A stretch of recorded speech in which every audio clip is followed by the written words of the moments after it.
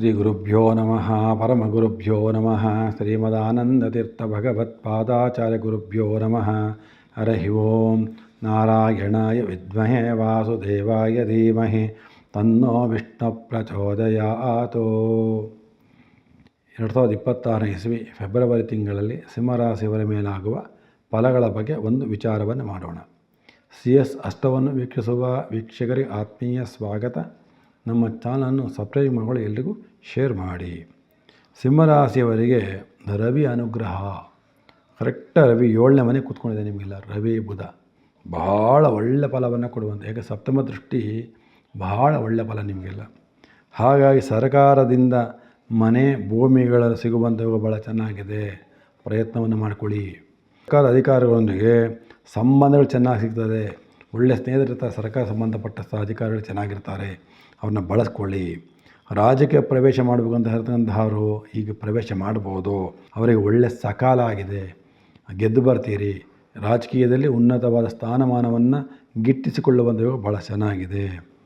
ಈ ರಾಶಿಯ ಸ್ತ್ರೀಯರು ನಿಮ್ಮ ವೈವಾಹಿಕ ಜೀವನವನ್ನು ಆದಷ್ಟು ಹುಷಾರಾಗಿ ನೋಡ್ಕೋಬೇಕಾಗ್ತದೆ. ನಿಮ್ಮ ಕೋಪತಾಪಗಳಿಂದ ಸ್ತ್ರೀಯರಿಗೆ ಹೇಳ್ತಾ ಇರೋದು, ಕೋಪವನ್ನು ಕಮ್ಮಿ ಮಾಡ್ಕೋಬೇಕಾಗ್ತದೆ.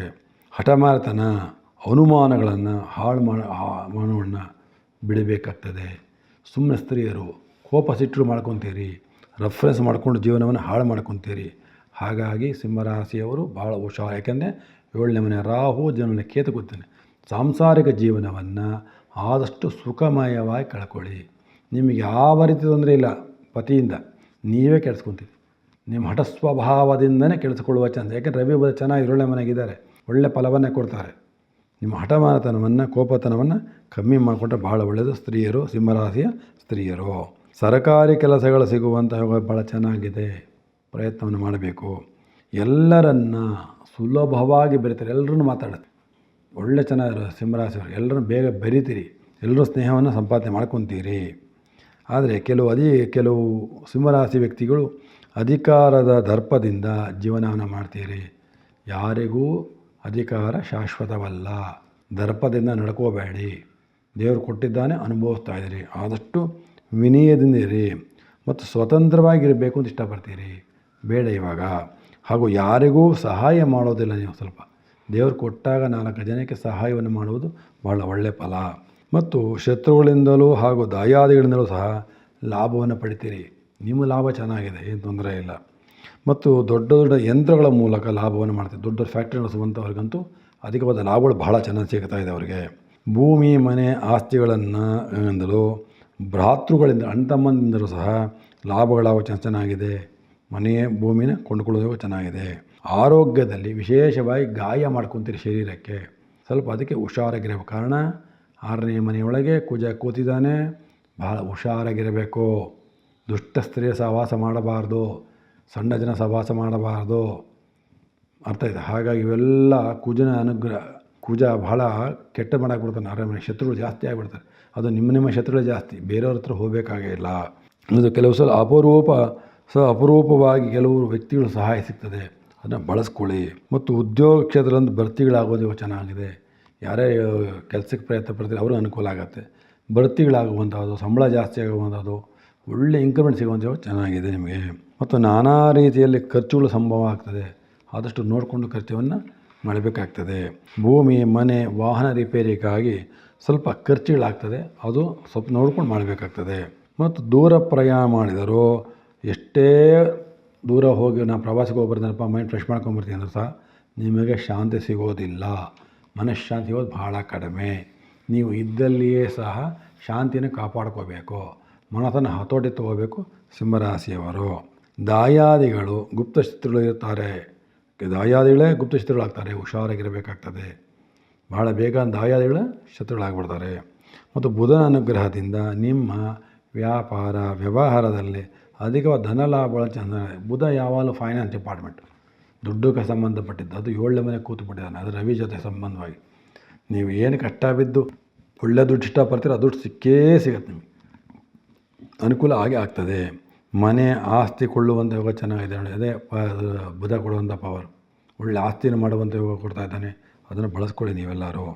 ಮತ್ತು ವಿವಾಹ ಜೀವನದಲ್ಲಿ ಏನೋ ಅನಾರೋಗ್ಯ ಸಲುವಾಗಿ ಸ್ವಲ್ಪ ನೋವುಗಳಾಗ್ತದೆ. ಸತಿಪತಿಗಳಲ್ಲಿ ಸ್ವಲ್ಪ ನೋಡ್ಕೋಬೇಕಾಗ್ತದೆ. ವಿದ್ಯಾರ್ಥಿಗಳಿಗೆ ಬಹಳ ಶುಭ ಫಲಗಳು ಚೆನ್ನಾಗಿದೆ. ಒಳ್ಳೆ ಎಜುಕೇಷನ್, ಹೈಯರ್ ಎಜುಕೇಷನ್ ಮಾಡುವಂಥವು ಭಾಳ ಚೆನ್ನಾಗಿದೆ.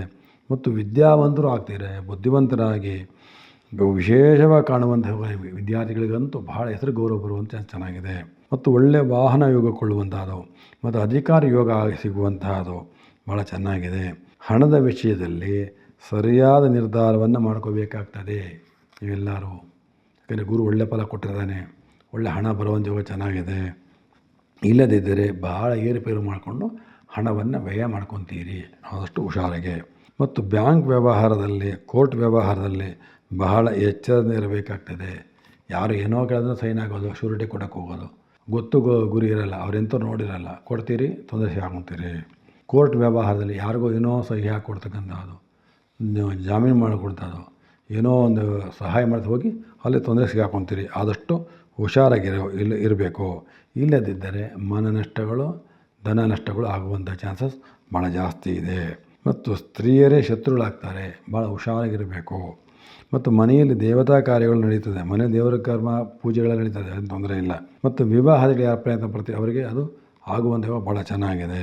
ಮತ್ತು ಹಿರಿಯರಿಂದ ಸಹಾಯಗಳು ಸಿಗುವಂಥ ಯೋಗನೂ ಭಾಳ ಚೆನ್ನಾಗಿದೆ. ಮಕ್ಕಳ ಬಗ್ಗೆ ಚಿಂತನೆಗಳನ್ನು ಮಾಡ್ತೀರಿ, ಅದು ಸಹ ಶುಭ ಫಲವನ್ನು ಕೊಡ್ತದೆ, ಮಕ್ಕಳು ಸಹ ಅನುಕೂಲವಾಗ್ತದೆ. ಮತ್ತು ಹೊಸ ಪ್ರಯತ್ನ ಮಾಡಬೇಕು ಅಂತ ಮಾಡ್ತೀರಿ, ಹೊಸ ವ್ಯಾಪಾರ ಪ್ರಯತ್ನ ಪಡ್ತೀರಿ, ಅವೆಲ್ಲ ಶುಭದಾಯಕವಾಗಿದೆ. ಅದರಲ್ಲಿ ಯಾವ ರೀತಿ ತೊಂದರೆ ಬರೋದಿಲ್ಲ. ಆದರೆ ಮುಖ್ಯವಾಗಿ ನಿಮಗೆ ಕೋಪ ತಾಪ ಕಮ್ಮಿ ಆಗಬೇಕು, ಆತರ ಕಮ್ಮಿ ಆಗಬೇಕು, ಮಧ್ಯಸ್ಥಿಕೆ ಕಮ್ಮಿ ಮಾಡಬೇಕು. ಇದಕ್ಕೆಲ್ಲ ಮುಖ್ಯವಾಗಿ ಮಾಡಬೇಕಂತದ್ದು ಶನಿ ಮತ್ತು ರಾಹುವಿನ ಶಾಂತಿ. ಶನಿ ಗ್ರಹ ಚೆನ್ನಾಗಿಲ್ಲ, ರಾಹು ಗ್ರಹ ಚೆನ್ನಾಗಿಲ್ಲ ನಿಮ್ಮ ಜಾತಕ. ಯಾಕೆಂದರೆ ರವಿಗೆ ರಾಹು ಶತ್ರು ಆಗಿರ್ತಾನೆ, ಕೇತು ಶತ್ರು ಆಗಿರ್ತಾನೆ.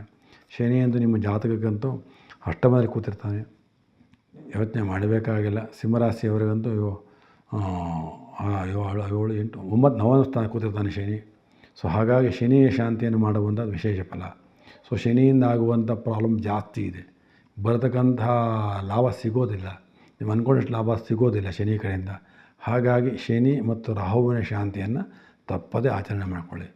ಮತ್ತು ಶನಿಗೆ ಸಂಬಂಧಪಟ್ಟಂತಹ ತಿಲದಾನ ಕೊಡುವಂತಹದ್ದು, ಎಳ್ಳು ದಾನ ಕೊಡುವಂತಹದ್ದು, ಉದ್ದಿನಬೇಳೆ ದಾನ ಕೊಡುವಂತಹದ್ದು, ಮತ್ತು ಶನಿಗೆ ಸಂಬಂಧಪಟ್ಟಂತಹ ರಾಹು ಸಂಬಂಧಪಟ್ಟ ಎರಡಕ್ಕೂ ಸಂಬಂಧಪಟ್ಟದ್ದು ನರಸಿಂಹದೇವರು. ಯಾರು ನರಸಿಂಹದೇವರ ಸುಳಾದಿಯನ್ನು, ನರಸಿಂಹದೇವರ ಸ್ತೋತ್ರವನ್ನು ಯಾರು ಪಾರಾಯಣ ಮಾಡ್ತೀರಿ ಅಂಥವರಿಗೆ ಒಳ್ಳೆಯ ಫಲ ಸಿಗ್ತದೆ. ವಿಶೇಷವಾಗಿ ಶನಿ ಮತ್ತು ರಾಹುವಿನ ಅಂತರ್ಯಾಮಿ ನರಸಿಂಹದೇವರ ಸ್ತೋತ್ರವನ್ನು ಮಾಡುವಂಥವರಿಗೆ ಯಾವ ಕಷ್ಟಗಳೂ ಬರೋದಿಲ್ಲ, ಯಾವ ತೊಂದರೆಗಳೂ ಬರೋದಿಲ್ಲ. ಹಾಗಾಗಿ ನೋಡಿಕೊಂಡು ಕೆಲಸ ಕಾರ್ಯ ಮಾಡಬೇಕಾಗ್ತದೆ ಸಿಂಹರಾಶಿಯವರು. ನಮಸ್ಕಾರಗಳು.